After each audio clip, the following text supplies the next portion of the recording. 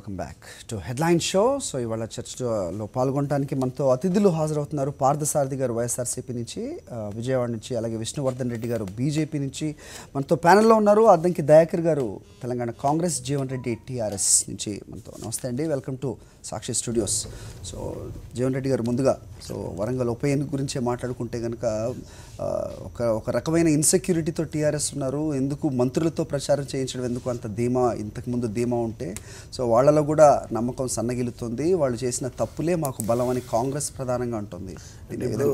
ప్రతిపక్షాలు ఏమన్నప్పటికీ గతంలో చాలా బై ఎలక్షన్లు చూసాం. 2001 నుంచి 2009 వరకు మేము చాలా బై ఎలక్షన్లు మేము స్వయంగా ఉన్నాం. గతంలో కాంగ్రెస్ పార్టీ ఉన్నప్పుడు మొత్తం యావత్ మంది మంత్రివర్యులు, కేంద్రంలో ఉన్న కేంద్ర ప్రభుత్వంలో ఉన్న కేంద్ర మంత్రులు వచ్చి ప్రచారం చేశారు. ఇది కొత్త సంస్కృతి ఏం కాదండి. ఏ ప్రభుత్వం ఉంటే ఆ ప్రభుత్వం యొక్క మంత్రులు వెళ్తారు. కానీ మేము పోటీగా భావించట్లేదండి ప్రతిపక్షాలని.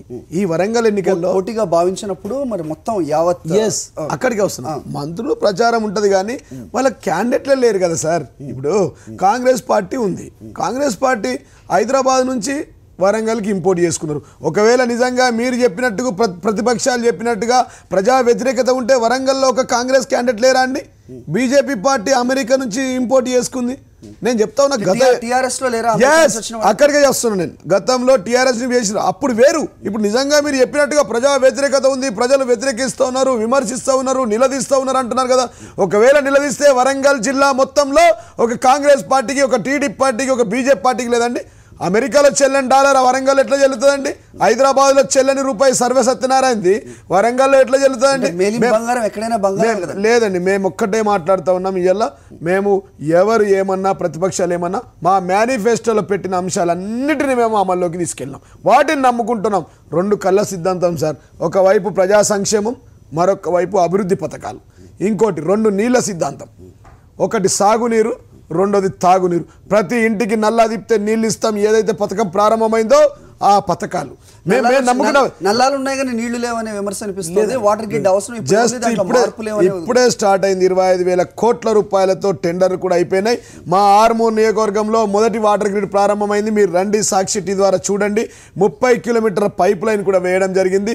నిన్ననే రాష్ట్ర ముఖ్యమంత్రి వర్యులు గౌరవనీయులు కేసీఆర్ గారు 2 బెడ్రూమ్ల ఇల్లు స్టార్ట్ చేశారు. రైతులకు రుణమాఫీ ఆల్రెడీ సగం ముట్టిపోయింది. అదేవిధంగా గతంలో కాంగ్రెస్ పార్టీ ఇవ్వలేని, వారు చేయలేని, వారి చేతగానివి 480 కోట్ల ఇన్పుట్ సబ్సిడీ మేమిచ్చాం. నిన్నగాక నిన్న 2 బెడ్రూమ్ల ఇళ్లతో పాటు నిన్న ఆర్మూర్ నియోజకవర్గంలో సెజ్ 400 ఎకరాల్లో స్పెషల్ ఎకనామిక్ జోన్ కింద కొత్తగా పరిశ్రమను ప్రారంభించాం. దానికి కేంద్ర మంత్రి వర్యులు హెచ్కే కౌర్ గారు, నిరంజన్ స్వాతి వారు కూడా, జ్యోతి గారు కూడా వచ్చారు, సాధ్వి జ్యోతి గారు కూడా వచ్చారు. నిన్న ప్రారంభించాం. ఒక్క మా నియోజకవర్గంలో 40,000 ఉద్యోగాలు రాబోతూ ఉన్నాయి. ఇది మా నీతి జాతి. గతంలో వీళ్ళు ఇచ్చింది పింఛన్లు 200 రూపాయలు, చారణ కోడికి బారణ మసాలా. ఇవాళ ఈ ప్రభుత్వం 200కు 500 పెంచి 1000 రూపాయలు ఇస్తున్నాం. 500కు 300 పెంచి 1500 ఇస్తున్నాం. గతంలో మా ఎస్సీ బీసీ అక్కా చెల్లెల పిల్లలకు దొడ్డు బియ్యం, పురుగుల పడ్డ బియ్యం, ముక్కిపోయిన బియ్యం వీళ్ళిచ్చింది. మేము సన్న బియ్యం ఇచ్చాం. ఈ పథకాలు మా కళ్యాణశ్రీ, షాదీ ముబారక్, చెరువుల తవ్వకం, రోడ్లు వేయడం, 137 పథకాలను అమల్లోకి తీసుకొచ్చినాం. ఆ పథకాలు మమ్మల్ని గెలిపిస్తాయి. వీళ్ళందరికీ డిపాజిట్లు గల్లంతైతాయి. మళ్ళీ సాక్షి టీవీలో మాట్లాడుకుందాం. తినబోయే ముందు రుచులు ఎందుకన్నట్టుగా మొత్తం తెలుస్తుంది. దయాకర్ గారు, ఇవి చెప్తున్న పథకాలే కానీ వీటన్నింటినీ కూడా పేదలకు ఇంత చేస్తున్నాం టీఆర్ఎస్ మీద అసంతృప్తి ఎక్కడి నుంచి వస్తుంది? ఏ విధంగా మీ కాంగ్రెస్ గెలుస్తుందనే ధీమా మీకు ఉంది? అంటే దిగ్విజయ్ సింగ్ కానీ మీరా కుమార్ కానీ ప్రచారం చేస్తే ఓట్లు రాలుతాయని మీరు అనుకుంటున్నారు? ఇప్పుడు ఇన్ని చేసినప్పటికి కూడా ప్రజలు ఎందుకు చెప్పులు చూపిస్తున్నారు అనేది నాకు ఇప్పుడు చెప్తున్న అంశాలను బట్టి చూస్తే నాకు అర్థం కావట్లేదు. లేకపోతే ఇన్ని చేస్తున్నప్పుడు కూడా రైతులు ఎందుకు ఆత్మహత్యలు చేసుకుంటారు అనేది చర్చ ఆలోచిస్తే, ఎస్ డెఫినెట్లీ జీవన్ అన్నట్టు ఇది ప్రతిపక్షాలకు అధికార పక్షానికి మధ్యన పోటీ కాదు, ప్రజలకు అధికార పక్షానికి మధ్యన పోటీ. ప్రజలు ఈరోజు డిసైడ్ చేసుకుంటారు ఎటువైపు ఉండాలి. ప్రజలు అధికార పక్షం వైపు, విపక్షాల్లో ఏ పక్షం వైపు ఉండాలనేది. ఈరోజు వాళ్ళు చేసిన అభివృద్ధి కార్యక్రమాలన్నీ వాళ్ళు చెప్పుకుంటారు. ఈరోజు ప్రభుత్వం చేస్తున్న వైఫల్యాలు ఏందో మేము చెప్తాం. వైఫల్యాల మీద చర్చ జరిగి వైఫల్యాలను ఆసరాగా తీసుకుంటే మేము గెలిచే అవకాశం ఉంటుంది. ముఖ్యంగా మేము కాంగ్రెస్ పార్టీ సీరియస్ పార్టిసిపెంట్, అంటే సీరియస్ రేసులో ముందున్నాం కాబట్టి. అన్నిటికంటే ముఖ్యం ప్రజలు ఆలోచిస్తున్నది ఎన్నిక ఎందుకు వచ్చింది అని. ఎన్నిక ప్రజలు కోరుకున్న ఎన్నిక కాదు. ఈ ఎన్నిక కేవలం ఉప ముఖ్యమంత్రిని చేయడానికి ఒక ఎంపీని రాజీనామా చేయించి చేయడం వల్ల వచ్చినది మిగతా ఎమ్మెల్యేలని పక్కన పెట్టేసి ఎంపీగా ఉన్న వ్యక్తిని తీసుకురావడం వల్ల. అంతకుముందు మెదక్ ఉప ఎన్నిక ఎందుకు వచ్చింది? ముఖ్యమంత్రి తాను అయినందుకు ఎంపీకి రాజీనామా చేస్తే. ఇవన్నీ ప్రజలు కోరుకుంటున్న ఎన్నికలు కావు. మీకు పరిపాలన కొరకు ఇస్తే మీరు ఏం చేస్తున్నారు? మొత్తంగా కూడా వాటిని రాజకీయాల కొరకు వినియోగిస్తున్న పరిస్థితి ఉన్నది. అది దళితుల ఆత్మగౌరవానికి సంబంధించిన అంశం. దళితుల్ని ఎందుకు ఉప ముఖ్యమంత్రిగా తీసేసిండో చెప్పలేదు ఇంతవరకు. తర్వాత ఈరోజు మీరు అంటున్న 3 ఎకరాల భూమి కావచ్చు, దళితుడిని ముఖ్యమంత్రిని ఎందుకు చేయలేకపోయినో ఇంతవరకు చెప్పలేని స్థితి ఉన్నది అక్కడ. ఎందుకు? ఇవన్నీ కూడా సమాధానాలు చెప్పుకోవాలి కదా. దీన్ని చెల్లని రూపాయి, ఆయన అమెరికా నుంచి వచ్చిండు, ఈయన ఈయన పుల్లయ్య కాదు. ఆ లెక్కకు వస్తే లొకాలిటీ విషయంలో మీరు ఎవరూ లోకల్లో లేరు. కేసీఆర్ గజ్వేలు కాదు, హరీష్ సిద్దిపేట కాదు, కవిత నిజామాబాదు కాదు, తర్వాత ఎవరు మిస్టర్ ఆయన ఎవరు కేటీఆర్ సిరిసిల్ల కాదు. ఇది చర్చ. ఒకవేళ ఈ చర్చకు మీరు పోతే ప్రజలు మిమ్మల్ని ఫస్ట్ ఓడగొడతారు. ఆ విషయం స్థానికత అంశం అయితే. ఇంకోటి 3 ఉద్యమ నేపథ్యం అయిపోయింది తెలంగాణ. గతంలో ఉన్న పరిస్థితులు వేరు. ఇయ్యాల మొత్తం మీరు అన్ని పార్టీలు చెప్తా ఉన్నారు. మా బీజేపీ, కాంగ్రెస్, టీడీపీ వాళ్ళు ప్రజా వ్యతిరేకత తిరగనియరు, ఊర్లలో రానియరు. రైతుల సమస్యలు ఎందుకు చర్చించట్లేదు? ఆత్మహత్యల గురించి ఎందుకు? మొదటి ప్రియారిటీ రైతుల గురించి. 17,000 కోట్ల రుణమాఫీ మేము చేయలేమా? 480 కోట్ల ఇన్పుట్ సబ్సిడీ మేము ఇయ్యలేమా? ఎర్రజొన్న రైతుల బకాయిలు మేము ఇయ్యలేమా? రైతులకు యంత్ర పరికరాలు మేము ఇస్తలేమా? 100%, 90%, 80% డ్రిప్ ఇరిగేషన్ రైతాంగానికి ఇస్తలేమా? అనుకోకుండా అకస్మాత్తుగా కొంత కరువు ద్వారా రైతులు చనిపోయి 6 లక్షల రూపాయలు ఈ ప్రభుత్వం ఇవ్వట్లేదా? ఇప్పుడు వైఎస్ఆర్సీపీ ఎమ్మెల్యే ఉన్నాడు, దాంట్లో టీడీపీ ఎమ్మెల్యేలు ఉన్నారు, సిపిఎం ఎమ్మెల్యేలు ఉన్నారు. మాతో పాటు విపక్షాన్ని మొత్తం వాషౌట్ చేసి బయటికి వెళ్ళగొట్టిన సస్పెండ్ చేసింది ఎందుకు? రైతు రుణమాఫీని ఎట్ ఏ టైం చేయమని చెప్పి ఆ రోజు చేసినాం. నేనేమంటున్నా, మీరు కొట్లాడలేదు అని అంటే అంతకంటే అంటే ప్రజాస్వామ్యంలో విపక్షాలను ఏకంగా ఒక అంశం మీద సస్పెండ్ చేసేది, ఒక అంశానికి సంబంధించి మొత్తం ఆ శాసనసభ సమయం మొత్తం కూడా సస్పెండ్ చేసిన చరిత్ర తెలంగాణ ప్రభుత్వానికి దక్కింది. గతంలో ఎప్పుడు కూడా ఏ ప్రభుత్వాలు అట్లా చేయలే. అంశానికి సంబంధించి సస్పెన్స్ ఉంటుంది కానీ ఆ సభ వ్యవహారాలను మొత్తం నుంచి కూడా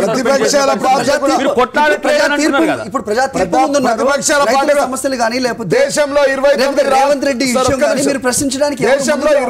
రాష్ట్రాల్లో ఎక్కడ లేని విధంగా పాత్ర పోషిస్తున్న ప్రతిపక్షాలు కాబట్టి ఆ పరిస్థితి చేయాల్సి వచ్చింది. వాళ్ళని మాట్లాడినివ్వండి. ఇద్దరు అతిథులు కూడా ఉన్నారు. పార్థసారథి గారు వైఎస్ఆర్సీపీ నుంచి, అలాగే విష్ణువర్ధన్ రెడ్డి గారు బీజేపీ నుంచి. పార్థసారథి గారు, మీరు చెప్పండి, ఏ విధంగా చూస్తున్నారు ఈ ఎన్నికల్ని? వైఎస్ఆర్సీపీ కూడా ఇక్కడ ప్రతిష్టాత్మకంగా తీసుకున్నట్టుగా కనిపిస్తోంది. మీ అధ్యక్షుడు కూడా పర్యటన చేస్తున్నారు. ఈరోజు కేసీఆర్ కూడా వరంగల్లో పర్యటనకి వెళ్తూ ఉన్నారు. సో వైఫల్యాలని ప్రశ్నించడంలో విపక్షాలు ఫెయిల్ అవుతున్నాయి. ఇక్కడ ప్రజా తీర్పు ముందున్నాం. ఏ విధంగా ప్రశ్నించబోతున్నారు? ఎన్నికలో ఏ విధంగా ముందుకెళ్ళబోతున్నారంటే మీరేం చెప్తారు? మొట్టమొదటిగా ఈ ఎన్నిక రావటం అనేది ప్రజాస్వామ్యాన్ని అపహాస్యం చేయటంగా మేము భావిస్తాం. కేవలం తన వ్యక్తిగత రాజకీయ కారణాల మూలంగా ఈ ఎన్నిక వచ్చిందనేది నిర్వివాదాంశం. ఎందుకంటే ఎమ్మెల్యేలో చాలామంది ఎస్సీలు ఉన్నారు. ఒక ఎస్సీ ఉప ముఖ్యమంత్రిని తీసేసినప్పుడు ఒకవేళ అదే సామాజిక వర్గానికి ఇవ్వాలనుకుంటే ఎమ్మెల్యేస్లో ఉన్నారు. సో ఈ ఎన్నికల్ని ఏదో ప్రజల మీద భారం పడుతుంది అనే ఆలోచన లేకోకుండా ఈ ఎన్నిక తీసుకురావడం అనేది ఒకటి తప్పు. 2, ఏదైతే ప్రామిసెస్ చేశారో ఎన్నికల ముందు అధికారంలోకి వచ్చినాక ఈ రాష్ట్రంలోనంతే ఆ రాష్ట్రంలోనంతే ఏదే ఏరు దాటినాక తెప్ప తగిలేసినట్లు వాటికి ఎక్కువ ప్రాధాన్యత ఇవ్వట్లా.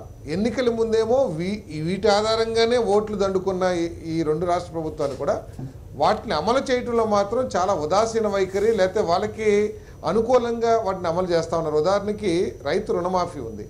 రైతు రుణమాఫీ ఏదో మీరు చేసామంటున్నారు, సగమో లేకపోతే 25%, 10% చేసామంటున్నారు, ఏది ఈ రాష్ట్రం కానీ ఆ రాష్ట్రం కానీ. కానీ దాని మూలంగా రైతులు ఎదుర్కొనే సమస్య గురించి ప్రభుత్వం ఆలోచన చేస్తల్లా. ఎందుకంటే కొత్తగా వ్యవసాయం చేయాలంటే రుణాలు రావాలి బ్యాంకుకి. బ్యాంకులేమో చాలా మొండి వైఖరిగా మాకు రుణం కడితే కానీ మేము రుణం ఇవ్వమని చెప్పేసి పరిస్థితి ఉంటుంది. ఈ సమస్యకి పరిష్కారం ఈ ప్రభుత్వం కానీ ఆ ప్రభుత్వం కానీ చూపిస్తున్నా తెలంగాణలో కూడా చూపించిన పరిస్థితి ఉంది.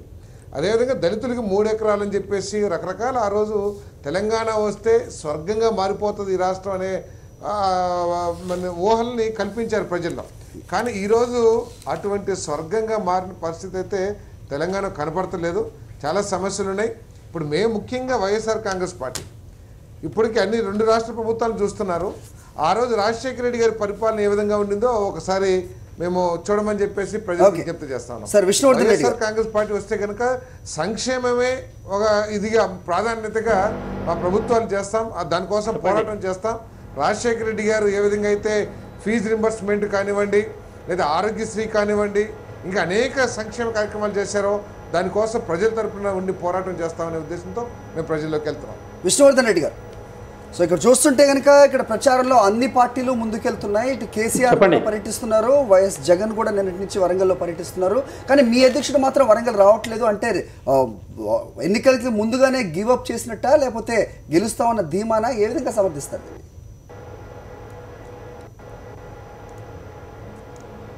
ఒకటి ఇప్పటిదాకా మన జీవన్ రెడ్డి గారు చాలా విషయాలు చెప్పాడు. ఆయన ఏకంగా దీన్ని వాళ్ళ టీఆర్ఎస్ పార్టీ ప్రచార సభలో ఉపన్యాసం చెప్పాడు ఏకంగా. నేను జీవన్ రెడ్డి గారిని, టీఆర్ఎస్ పార్టీని ఈ మధ్య 4-5 రకాల చర్చల్లో నేను టీఆర్ఎస్ పార్టీ నుంచి నాకు తెలియనటువంటి ఆన్సర్, వాళ్ళు చెప్పలేని ఆన్సర్ ఏంటంటే, ఈరోజు వరంగల్లో జరుగుతున్నటువంటి ఎన్నికల్లో రాజయ్య గారిని ఉప ముఖ్యమంత్రి పదవిగా తీసేసి మళ్ళా ఒక దళితుడైనటువంటి కడియం శ్రీహరి గారిని తీసుకురావాల్సినటువంటి అవసరం ఏముంది? 2, రాజయ్య గారు ఏ రకమైన అవినీతి చేశాడు, ఏ రకమైన ఆరోపణలు ఏ సంస్థ నిర్ధారించింది, రాజయ్య గారిని తొలగించడానికి కారణాలేంది? ఒకవేళ రాజయ్య గారిని తొలగించడమే మీ విధానం అయితే మీరు దళితులకు అనుకూలులా, దళితులు వ్యతిరేక? లేదు, మేము దళితులకు అనుకూలమైన వ్యక్తులు కాబట్టి కడియం శ్రీహరిని మళ్ళా మేము తీసుకొచ్చి ఉప ముఖ్యమంత్రి పదవి చేసినామంటే, మీ ముఖ్యమంత్రి గారు గతంలో దళితులు ముఖ్యమంత్రిగా చేస్తామనేటువంటి విషయంలో మీ ముఖ్యమంత్రి గారు ఎందుకు మాట తప్పారు? 2వది, ఈరోజు చల్లని డాలరు లేకపోతే చల్లని రూపాయి మీరు ఆరోపణలు చేస్తున్నారు.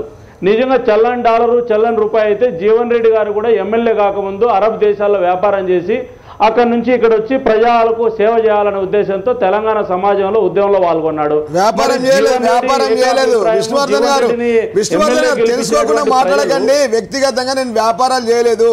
నాకు ఇక్కడ ఇంటీరియర్స్ మ్యానుఫ్యాక్చరింగ్ ఉండింది. నా బ్రాంచ్ అక్కడ దుబాయ్లో కానీ ఇంకా వేరే దేశాల్లో కానీ ఉండేది. కానీ నేను ఇక్కడ నుంచి పోయి అక్కడ ఉండలేదు, అక్కడ వ్యాపారం చేయలేదు. దుబాయ్ నుంచి జీవన్ రెడ్డిది చెల్లుబాటు అయినప్పుడు ఒక దళితుడు విష్ణువర్ధన్ గారు, నేను దుబాయ్లో లేను, రెసిడెంట్ అక్కడ ఉండలేదు, నేను దుబాయ్ పోయి ఉండలేదు. జీవన్ రెడ్డి గారు, నువ్వు వ్యాపారం చేసి డబ్బులు అయితే తీసుకొచ్చావు కదా భారతదేశానికి? లేదు తీసుకురాలేదు, వ్యాపారం చేసి తీసుకురాలేదు. ఇక్కడే నేను ఒక రైతు బిడ్డని, ఈ ప్రాంతంలో ఉన్న తెలంగాణ ఉద్యమంలో 14 సంవత్సరాల నుంచి పాల్గొన్న మా దయాకర్ మిత్రుడితో అనేక సార్లు పాదయాత్ర చేసిన. పేరు మీద నేను అరబ్ కంట్రీస్ పోయినానని నువ్వే చెప్తున్నావు. నేను వెళ్ళలేదు అంటున్నాను. మా కంపెనీ తరపున అక్కడ బ్రాంచ్ ఉంది. మా కంపెనీకి ఎక్కడైనా వరల్డ్ వైడ్ ఎక్కడైనా బ్రాంచ్లు పెట్టుకోవచ్చు వేరే వాళ్ళు, మేము పెట్టుకోలేదు కాదని చెప్పి. ఇప్పుడు ఎవరు ఏ కంట్రీలో వ్యాపారం చేయకూడదు అనేది ఎక్కడ లేదండి. వ్యాపారం చేసినంత మాత్రాన మేము అన్నది చెల్లని రూపాయలు. My dear friend, my brother, మీరు అంటే మాకు గౌరవం. విష్ణువర్ధన్, ఒక్క నిమిషం. నేను చెల్లని రూపాయలు అట్లా లేదండి. మీరు ఇంత ప్రజా వ్యతిరేకత ఉన్నప్పుడు బీజేపీ, టీడీపీ 2 పార్టీలకు కలిసి వరంగల్ జిల్లాలో ఒక్క వ్యక్తి దొరకలేడా మీకు అని నేను అడుగుతా ఉన్నా మిమ్మల్ని.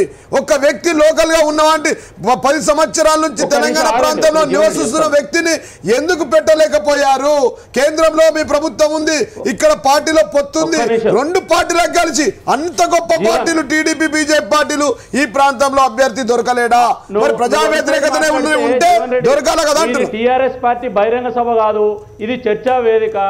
అందరికీ అవకాశం ఇస్తే నేను కూడా అదే అడుగుతున్నా కదా. బాగుంటది, మాకు కూడా బాగుంటది. మేము ఇప్పుడు విష్ణువర్ధన్ గారు, మీరు మాట మాట్లాడు. నా వ్యక్తిగతంగా మాట్లాడినప్పుడు నేను చెప్పిన సమాధానం, మీరు వ్యక్తిగతంగా మాట్లాడినప్పుడు నేను వ్యక్తిగతంగా సమాధానం చెప్పిన. చెప్పండి మిత్రమా జీవన్ రెడ్డి గారు, ప్లీజ్ ఎక్స్ప్లెయిన్. మిత్రమా జీవన్ రెడ్డి గారు, ఒక్క నిమిషం ఆగు. ఇప్పుడు నేను అడుగుతున్నది ఒకటే ఒక పాయింట్, అడగండి. మీరు దేవయ్య అనేటువంటి ఒక దళితుడు పోయి బాగుపడితే ఓర్చుకోలేకపోతున్నారా? ఒక దళితుడు అమెరికా లాంటి దేశంలో ఒక సాఫ్ట్వేర్ కంపెనీ పెట్టి వరంగల్కి వచ్చి ప్రజలకు సేవ చేస్తానంటే ఓర్చుకునే స్థితిలో లేదా మీ బాడీ లాంగ్వేజ్, మీ భాష అనుకరణ మేము టీవీలో చూసినట్టయితే ఇంకా అక్కడ ఎవరు ఎన్నికలకు కూడా పోయేటట్లు అవకాశం కల్పించేటట్లు లేరు. మీరు అధికార దుర్వినియోగంతో ఎన్నికలు 1 సైడ్ చేసేటట్టున్నారు. ఒకవేళ చేయండి, మీరు ఇప్పటిదాకా చెప్పినట్టు 133 పథకాలు తెలంగాణ సమాజానికి ఇచ్చాము, ప్రజలంతా 1 సైడ్ అయిపోయారు. నిన్నటిదాకా మీ కవిత గారు చెప్పినట్టు వారు 1 సైడ్ అయిపోయింటే అంతమంది మంత్రులు ఎందుకు పోతున్నారు, అంతమంది ఎమ్మెల్యేలు ఎందుకు అక్కడ తిష్ట వేస్తున్నారు, అధికార యంత్రాంగాన్ని అంతా ఎందుకు బెదిరిస్తున్నారు?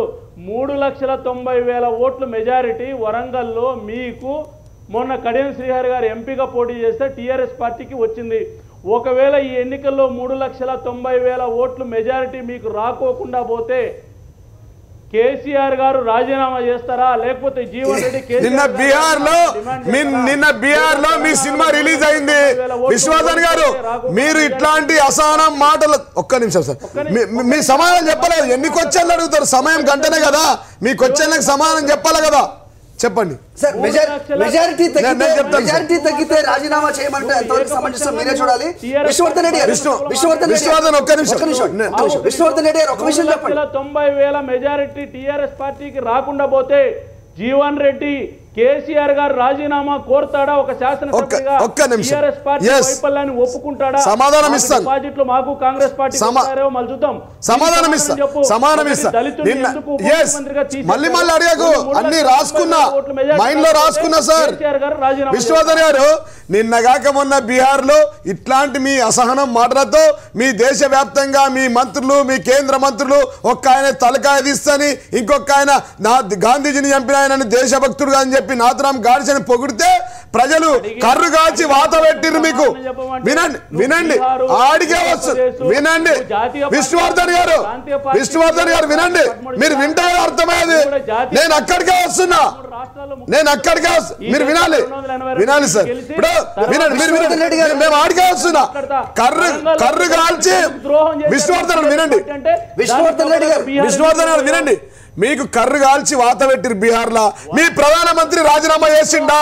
మీ కేంద్ర మంత్రులు రాజీనామా చేసిర్రా? మీ రాష్ట్ర మంత్రులు రాజీనామా చేసిర్రా? మరి మీరెక్కడ పెట్టుకుంటారండి ముఖం? నిన్న కాక మొన్న బీహార్ లో మీ పరిస్థితి ఏంటండి? వంతోడు వచ్చింది. మరి ప్రధానమంత్రి మోడీ గారు రాజీనామా చేసిరండి?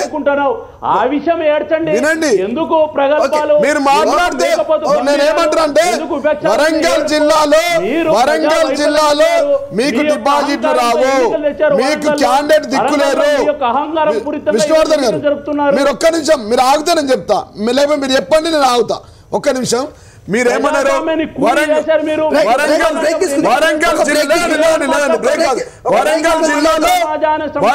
జిల్లాలో ఓడిపోతారు, బీహార్ లో ఓడిపోతారు, రాజీనామా చేసి. జీవన్ రెడ్డి గారు మాట్లాడదాం. జీవన్ రెడ్డి గారు ఒక్క నిమిషం.